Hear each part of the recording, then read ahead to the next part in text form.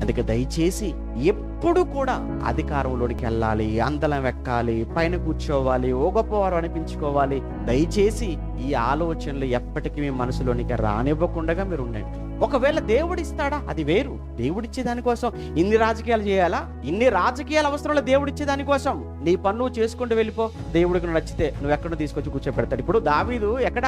సౌలు కొడుక అండి. దావీదు ఏమైనా సౌలు కొడుక? చెప్పండి. సౌలు రాజుగా ఉన్నాడు. దావీదు సౌలుకి ఏమైనా సంబంధం ఉందా? అసలు ఈయన గోత్రం వేరే, బెన్యామీను గోత్రం, ఈయన యూదా గోత్రం. సౌలు రాజుగా ఉన్న సమయానికి దావీదు గొర్రెలు కాచుకుంటూ ఉంటుంటే, ఇప్పుడు సౌలును తొలగించిన తర్వాత నెక్స్ట్ రాజును చేయాలి, ఎవరిని చేద్దామని అనుకున్నప్పుడు వెంటనే దేవుడు మనసు ఎవరి మీదకి వెళ్ళింది?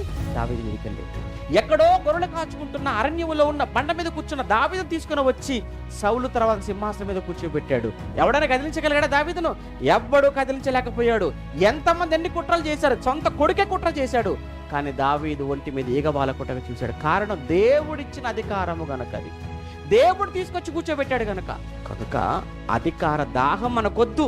మనం కావాలనుకున్నది ఏది మనకు రాదు. దేవుడు పట్ల దేవుడు మనల్ని ఎలా బతకమన్నాడో, ఏం చేయమన్నాడో, ఎలా ఉండమన్నాడో అలా మీరు ఉండండి. అలా మనం బతుకుతుంటే దేవుడు తీసుకొస్తాడు, దేవుడు ఇస్తాడు. అది అంతే తప్ప మనకు మనంగా తెచ్చుకునేది, మనకు మనంగా సంపాదించుకోవాలనుకున్నప్పుడు అబద్ధాలు చెప్పాలి, నిందలు వేయాలి, మోసం చేయాలి, గొడవలు పెట్టాలి, కలహాలు పెట్టాలి, అవసరమైతే దాడులు చేసుకోవాలి, అవసరమైతే చంపుకోవాలి. ఎందుకు?